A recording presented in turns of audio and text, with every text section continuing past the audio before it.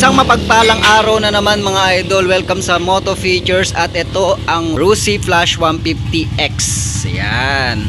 Dito nga pala tayo sa Rusi Iba, Zambales. So Purok 8 National Road, Dampay, Barangay Amungan, Iba, Zambales. Alright. So may available silang Rusi Flash 150X dito. So gaano ba to kaganda at kasulit mga idol? Alamin natin yan sa video na to. Welcome to Haji Moto Vlogs. Let's go.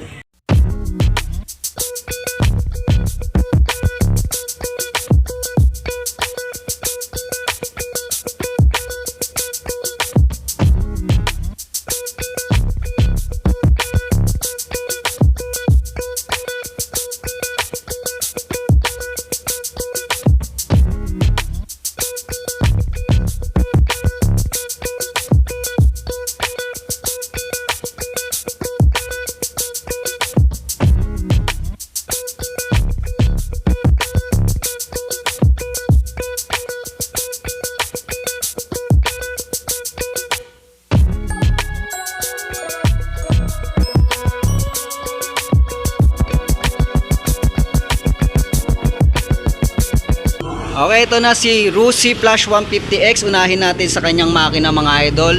So, syempre 150cc engine displacement, single cylinder, dual overhead cam na po siya. Then, water cooled. Okay, so ibig sabihin gumagamit na siya ng liquid cooled para sa pagpapalamig na makina. Tapos 4 bulbs na po siya. Yan. Gumagamit po siya ng fuel injection para sa fuel system na may Euro 4 compliant na po para sa kanyang makina. Napakalinis na yon. Then, pagdating naman sa transmission, ito po ay manual transmission na kung saan gumagamit ito ng clutch at cambio, then gas. Okay, pagdating naman sa key features mga idol, unahin natin dito sa harapan. Makikita natin sa kanyang ilaw muna ay makikita natin meron po siyang split LED. Okay, sa kanyang headlight. Sa kanyang signal lights naman ay meron po siyang LED.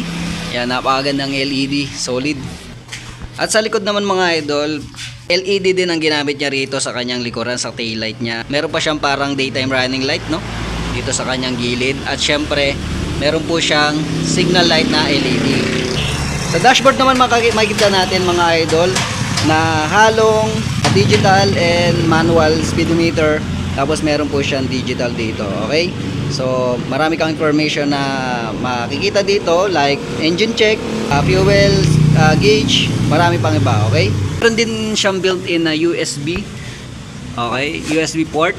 So, pwede ka na mag-charge anytime, anywhere. Then, nandito ang kanyang packet. Sa mga underbone, bihira ito na meron siyang utility packet na dalawa. So, sa ignition key naman, gumagamit po siya ng traditional ignition key. So, on and off and lock.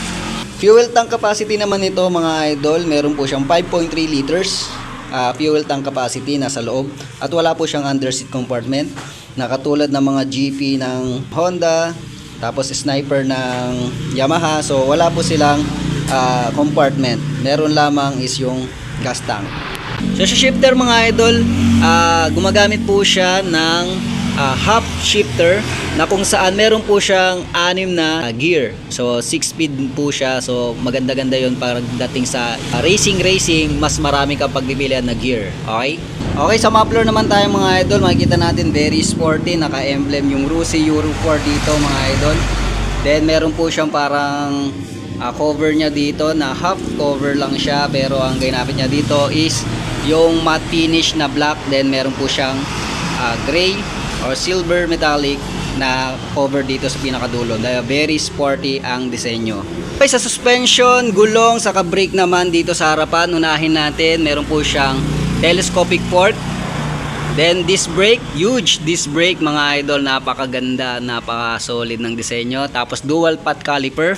Tapos mags po na may color na kulay bronze. And then ang sukat na gulong sa unahan is 90/80/17. Sa bandang likuran, naka-center shock absorber po ang gamit niya rito. Parang naka-underneath po, napakaganda, solid din. Then, mags po na may color bronze. Okay? Tapos, disc brake po ang ginamit niya rito sa kanyang likuran. At ang sukat na gulong is 120/70/17. Okay? Tubeless parehas. Unahan, saka yung likuran. Okay, sporty din ang look nito na kanyang pillion footrest mga idol. Ayan ang kanyang upuan mga idol, very solid, premium din ang ginamit niya dito sa kanyang mix na disenyo. Merong kalmot pusa at traction, tapos meron siyang parang rough na makinis, tapos naka-emblem din po ang kanyang syempre Rusi. At dito naman tayo sa controls and buttons mga idol. Sa kaliwa ay merong hand grip with clutch lever mga idol. Tapos sa kanan naman is siyang throttle control with brake lever sa unahan. Sa buttons naman mga idol, makikita natin meron po siyang high and low, then busina at signal lights, tapos meron po siyang hazard. Okay, sa kabila naman merong on and off ng lights or headlight, tapos electric starter. Meron po siyang electric starter, tapos wala po siyang kick starter na mga idol.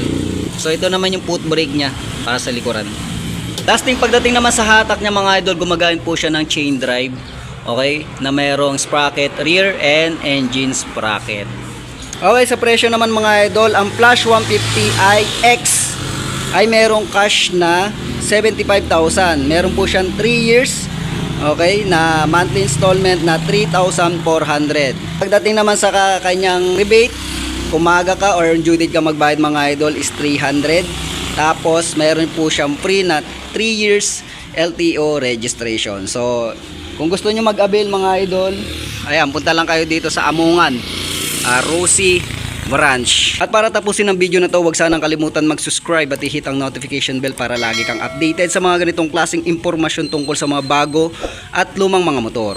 At i-like at i-follow nyo na rin ang ating munting page na Haji Motovlogs TV. Ito po si Haji from Haji Motovlogs. Thank you for watching and peace out.